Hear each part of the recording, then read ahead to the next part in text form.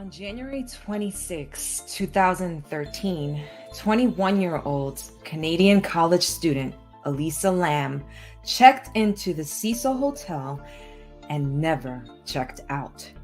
This is the true story of Elisa Lam's disappearance and the sordid history of the Cecil Hotel in downtown LA. Hey y'all, welcome to another episode of Café con Leche. I am your host, Maddy, and I am here to bring you episode 7 of this brand new show that I started a little over a month ago. And today's episode is about Elisa Lam, who was a Canadian Chinese student, college student, who wanted to explore California and ended up checking into this horrific hotel in downtown LA, who everybody knows as the Cecil Hotel. And she never checked out. And the stuff that happened throughout this entire mystery is so crazy. I still believe till this day that people really do not know what exactly happened to Elisa Lam. Her body was found. And, it was weird, but they called it an accidental death. But after the story, you let me know what you think. Is it really an accidental death? I don't know. So, a little history about Elisa Lam. She is from Canada. Her family, she's a first generation American, not American, Canadian. Her family is from China, and they opened up a restaurant in British Columbia, a Chinese restaurant. And she, at the age of 21, had decided that she wanted to travel to California and, live life. And so on January 26, 2013, Elisa Lam checked into Stay on Main. Now, Stay on Main is actually the Cecil Hotel. If you look on the side of that picture, you can see the name, the Cecil, clearly. There were some changes to the Cecil before Elisa stayed there. And this is the original Hotel Cecil before it had any remodels. Then it looked like this. Finally, the way that it looked when Elisa Lam stayed there, and today. That is what it is today. It is closed for renovations, but we'll talk more about that later. So, Elisa Lam. So Elisa Lam, here's the story. She checks into this hotel. She's extremely active on Tumblr. Pretty much uses it as a diary. She is consistently writing about what she's going through, what she's feeling. She's super duper open. She mentioned that she has bipolar disorder, and she was on this trip alone. She was going to make multiple stops throughout California. So here we are at downtown LA at the Cecil Hotel. Now, the problem with the location, first of all, is that it is not a good location. If you don't know, the Cecil Hotel sits right on Skid Row. This is Skid Row. It is actually so sad. It is about 70 plus blocks of homeless people and drugs and really extreme crime. People live in tents throughout Skid Row. It's really sad. Look at this. Here's the map of Skid Row. This just goes to show the location, like how much of Skid Row actually takes up downtown LA. And so the Cecil Hotel, which was called Stay on Main when Elisa Lam stayed there, looked like that. And that hotel was right there. So a little bit of information about the hotel itself. It was broken up when Elisa Lam stayed there, it was broken up into 3 pieces. So the bottom floors, I think it was like 3 floors, were for tenants. So that's basically for anybody who's staying there as a rental. And you can imagine the rentals were extremely cheap. So you had all kinds of people staying there. Then you had stay on Main, which is where Elisa Lam stayed, and those were like the central floors. I'm not entirely sure how many floors were dedicated, but it was the central floors. And then the final floors of the hotel, which, the hotel had a lot of rooms. I think we had like 700 rooms. The top of the floors, like the last few, were dedicated to the Cecil. So you had tenants, you had stay on Main, and you had the Cecil. I think it's ridiculous how they got away with splitting up one building into supposedly 3 different buildings. And so the way that they managed to do this is people that were staying in stay on Main, they had a different entrance than the people that were staying at the Cecil and the tenants. And so they made it seem as though you had like this fantastic hotel because the lobby was completely renovated for stay on Main. So when you walk in, it just looks so beautiful. And it turns out that once you get to the elevator banks, reality hits. And you understand that you're sharing those elevators, which is 2 elevators, with the entire hotel. So even though they had separated the stay on Main floors from the tenant floors and from the Cecil Hotel floors, everyone could access every floor. So, and you have to consider what kind of hotel this was when Ramirez, also known as the Night Stalker, stayed there in the 80s when he was committing all his vicious crimes. And another serial killer, I believe he was Australian. He stayed there as well in the 90s. His name was Jack. I'm going to totally kill his last name. Unterweger. He was a writer and he was Australian, and he was also a serial killer, and he stayed there as well. So that is the kind of hotel that Elisa Lam stayed in. And so the last day that she was seen alive was on January 31st. She had gone to a bookstore. She wanted to buy some books and she needed help carrying them. So somebody from the bookstore, accompanied her to the hotel. Boom. Last time anybody saw her alive. It's guessed that she died on February 1st, 2013, but she wasn't found for several weeks later. And during the time that she was missing, the hotel did they checked every room, every closet, every nook and cranny. Her family did not hesitate on reporting her missing because she was very good about contacting them daily. So when they didn't hear from her immediately, and they contacted the hotel. And so the search started.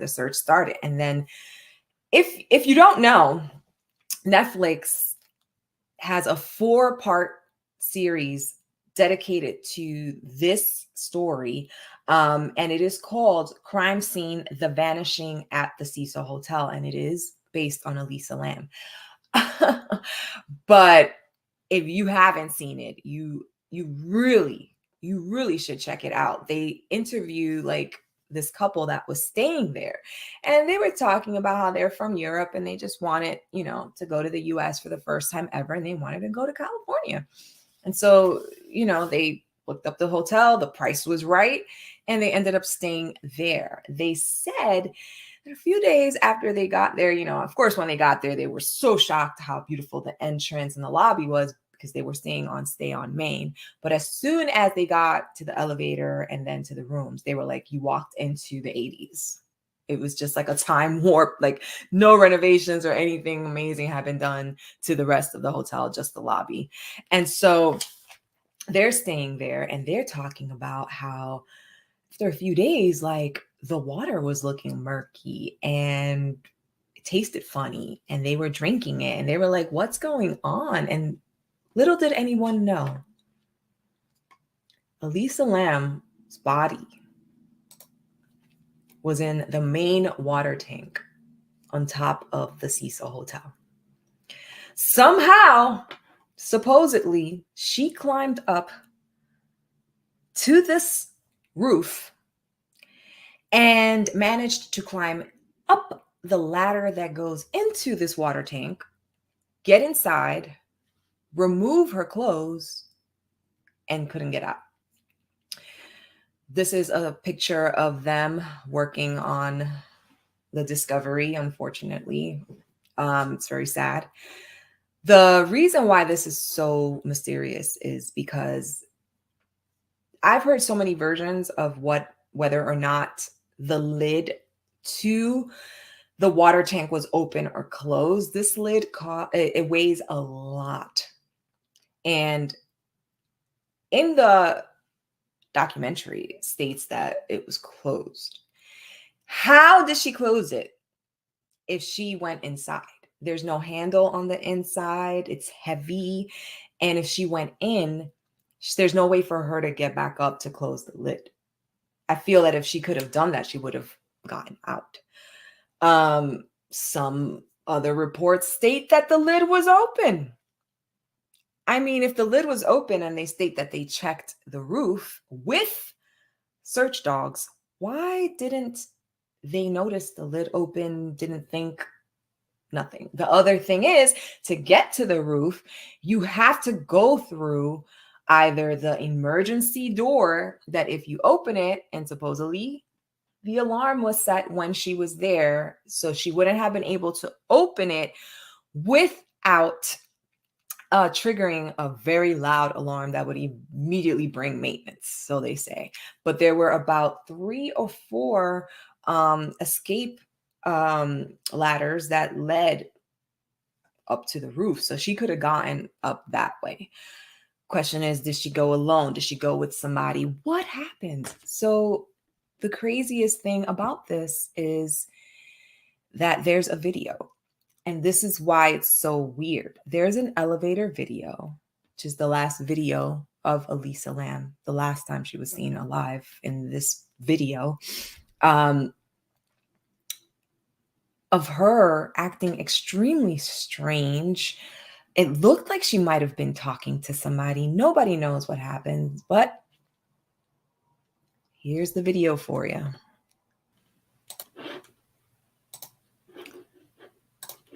So here you see Elisa Lam walk into the elevator, pressing buttons.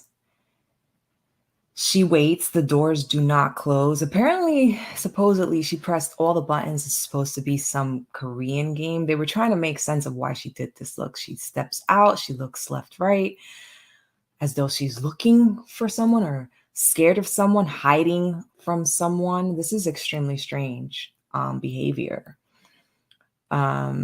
She looks out again. It really looks like she might have been followed, or, the reason why people are wondering what's really going on here is because of her bipolar disorder. And nobody really knows if there really was somebody out there or if she was just having a break. And here she disappears from the screen. I believe that this would be the end soon of the video. Yeah, you could just see like the edges of her sweater and her skirt. Like she's still there having a conversation with someone. Back in the elevator. So weird. So weird. Just pressing buttons randomly. And the doors would not close. Did you guys, all this time, all these buttons close. Press, the door doesn't close. She steps outside. Look, it looks like she's having a conversation with someone. But what is this? What is this she's doing with her hands? It's almost like she's conjuring something. So weird.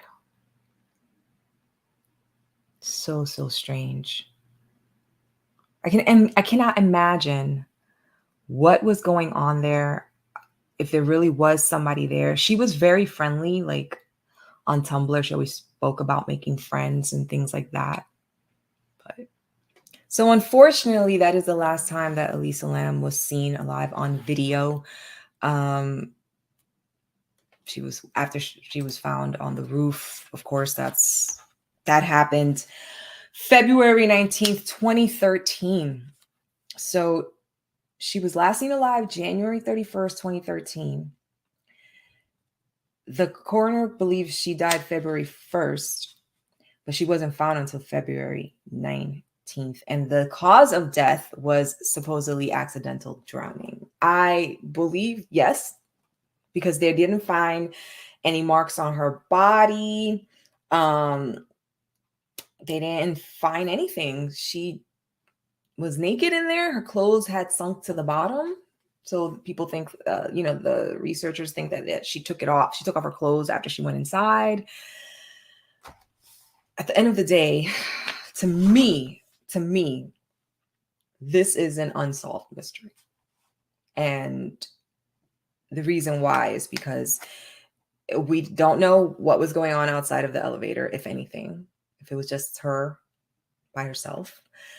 Don't know if she was with somebody. Don't know how she got up to the roof. Don't know anything really except those bits and pieces. And everyone has tried to put together what they think happened.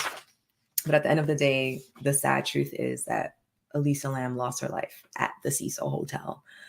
The Cecil Hotel has had so many murders. It's had so much crime. Like I mentioned, serial killers have stayed here, multiple murders and suicides since 1927. So, it is safe to say that if you stayed there, you were going to come into contact with some kind of crime or criminal. It's very possible that you would be sharing an elevator with a serial killer. So not surprised that it closed down. As far as the Cecil Hotel goes, this was the last of it. It is currently closed. In 2019. An LA-based architecture firm bought it and has been renovating it. They have in mind to create a hotel that has 299 hotel rooms with 264 affordable housing units. As of right now, it still remains closed.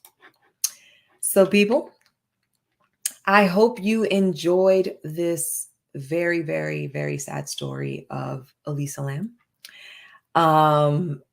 If you do, please make sure to subscribe, hit that like, drop me a comment. And people, in case you don't know, I also cover wrestling. And if you like wrestling, make sure to join me live on Thursdays at 7:15 p.m. Eastern, where I invite other podcasters onto my show and we break down AEW Dynamite. So I hope you enjoyed. Make sure to let me know if there's anything that you'd like me to talk about, and I'll do an episode on that. All right, y'all. Have a good one. Don't forget, follow me on TikTok and Twitter at Top Rope Squishy. Y'all, that is my show.